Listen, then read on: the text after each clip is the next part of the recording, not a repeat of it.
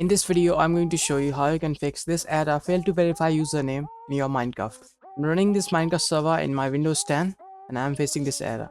This tutorial is only for those who have hosted their own server on their computer. I have hosted my own server on my computer, that's why I'm gonna follow this tutorial. So first thing you need to do is you have to stop this server. If you are on CMD, then you have to type the stop there. I'm on this GUI interface, then I'm gonna stop right here. Now once you're done, then you have to go into your server properties. So I'm gonna right click on my server properties, then I'm gonna click on open with, and I'm gonna open it with the notepad. After opening the server.properties through your notepad, then you have to scroll down a little bit and there you will find online mode. As you can see that here it is, so it is true here. Now I'm gonna do false here. After doing that, I'm gonna click on save.